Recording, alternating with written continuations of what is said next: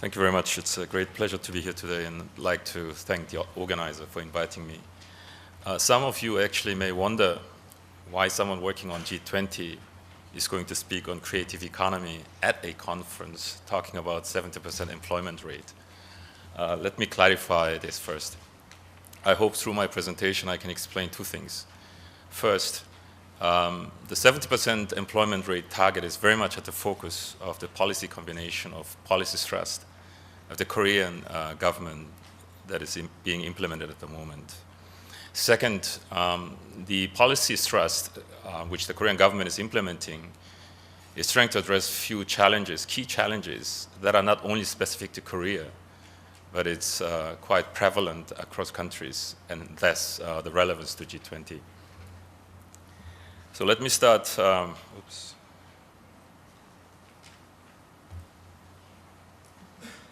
If I can get this working first.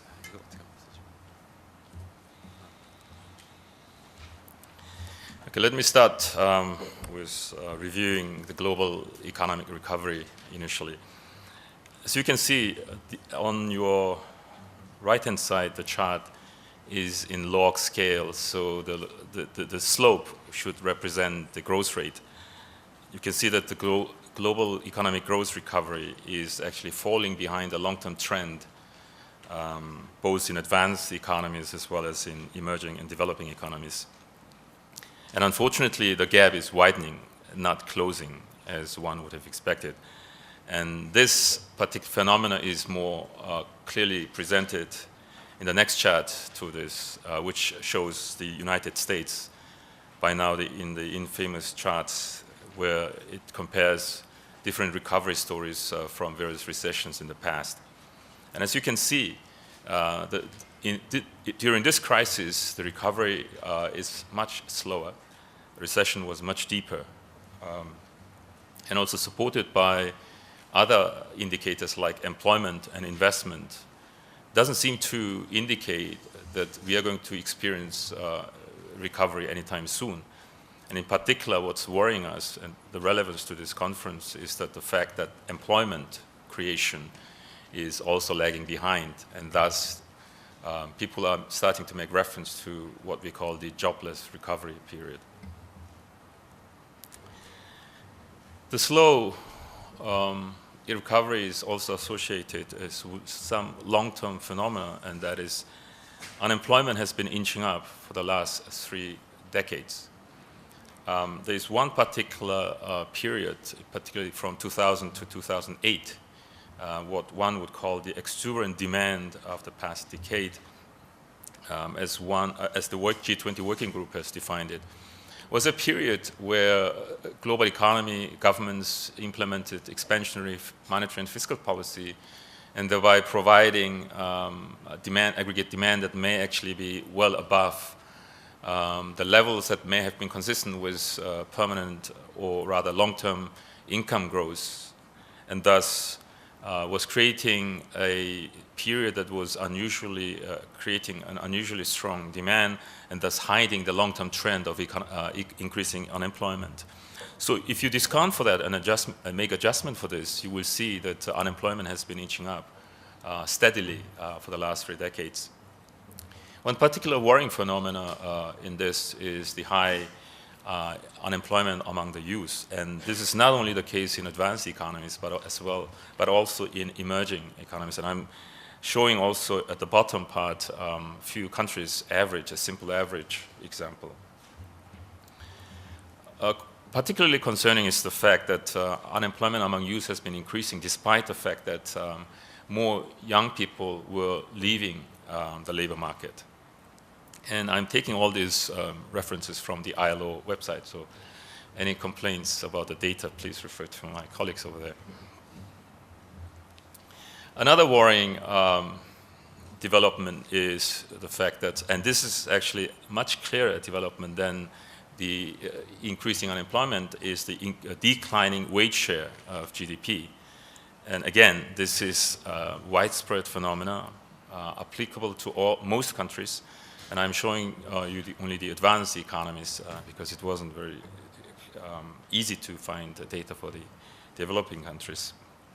And over the last 3-4 decades, you can see that in most countries, gross wage shares have been falling by about 10 percentage points of GDP.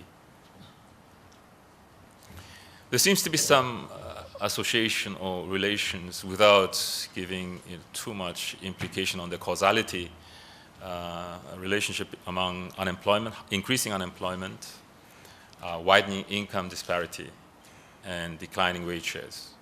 And I'm showing you one snapshot of this relationship, showing the changes in the Gini coefficient and unemployment, and there is definitely a positive correlation.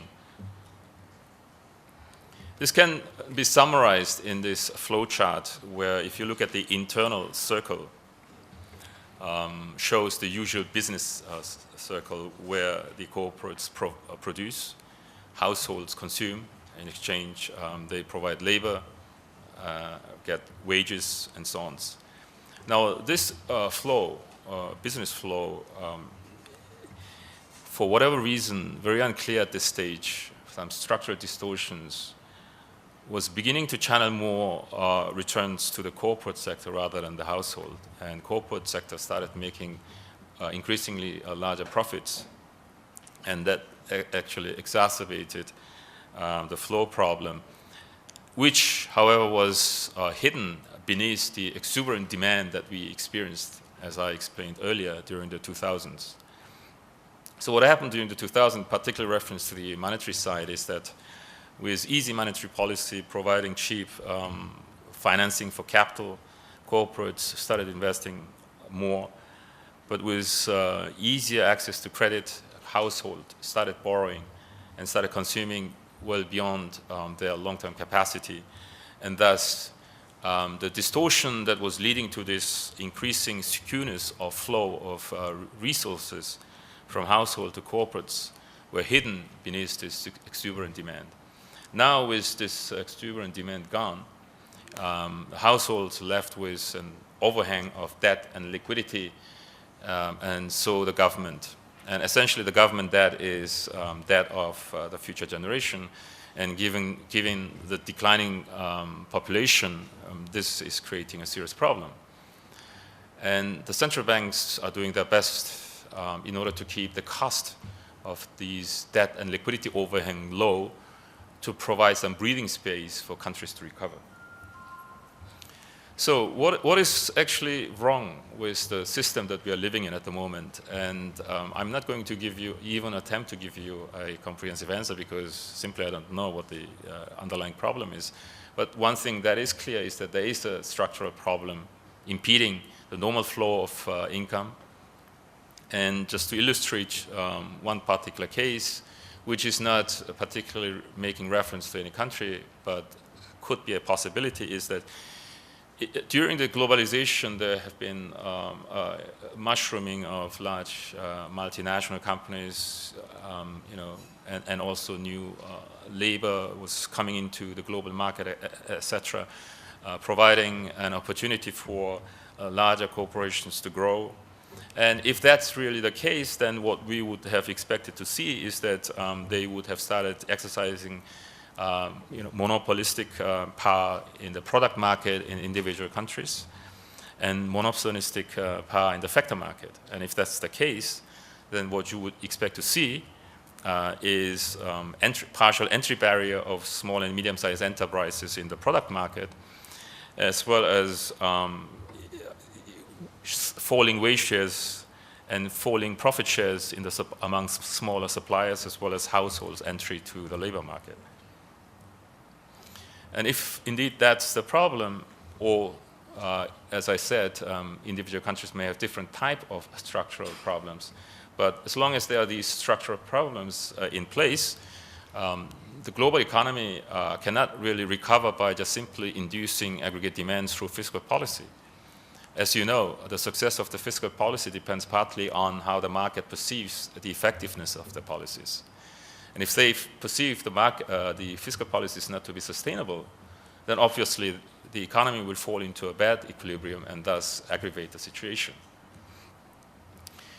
At the same time, the monetary policy space that is is being created at the moment by central banks is not indefinite, because on the chart on the left-hand side, what I'm showing you is the gap between the financial assets in the United States compared to in excess of the monetized value of the productive capacity of the United States. So this is just a measurement that I constructed, but what this shows is that the excess or the gap in 2013 first quarter is reaching the level that we've seen prior to the Lehman collapse. So we are heading there again.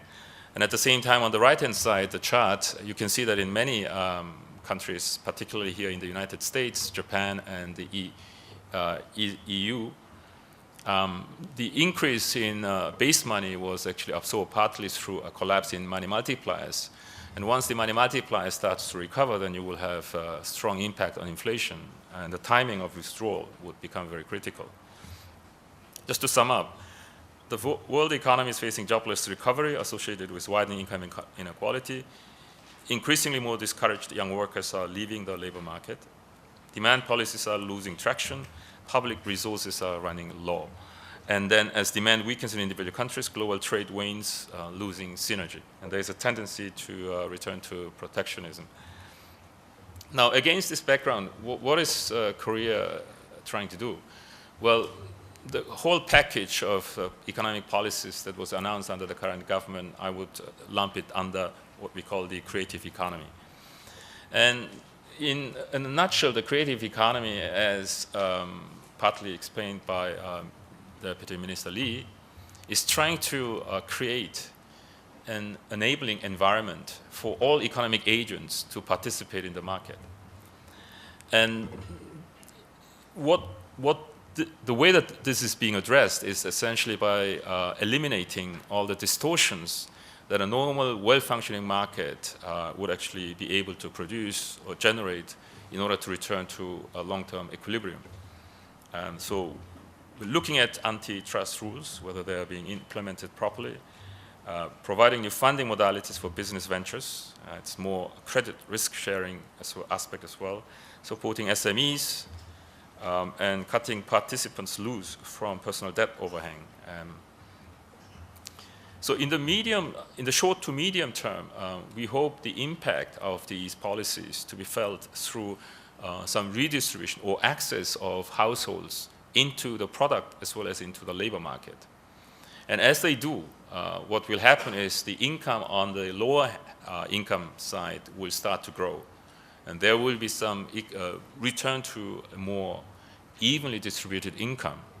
And what would that do in terms of generating aggregate demand? Well, if you shift more income towards the low income earner side, then given that they have much higher marginal propensity to consume, the same amount of income that is being generated by just simply shifting the income distribution can actually generate aggregate demand. And we are hoping to see this effect in the short to medium run to be realized as more households enter the small and medium-sized enterprises as well as the labor market. In the long run, we hope to see a positive supply-side shock that is actually coming from three different sources. One is, if you have greater diversity, that will actually become a very important source of innovation and creativity.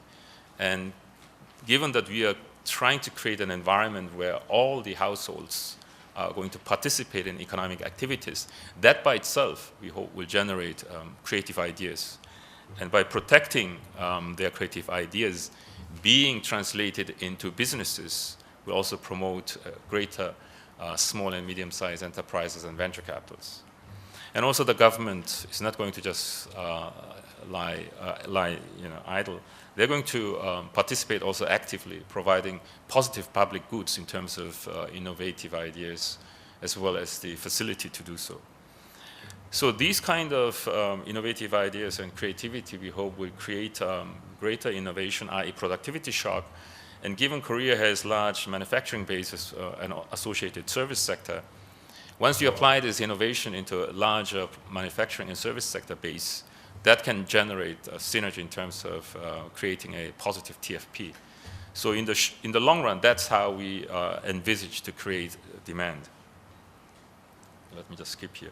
So finally, all these structural policies are going to be underpinned by supportive macroeconomic policies, and this is very much in the spirit of the G20 macro policy mix, which is in the short run we are going to provide fiscal stimulus, accommodative monetary policy, but over the medium term, as the structural policies start to bear fruit, we're going to withdraw the fiscal stimulus and come to a more balanced fiscal position in order to ensure fiscal sustainability for the next generation.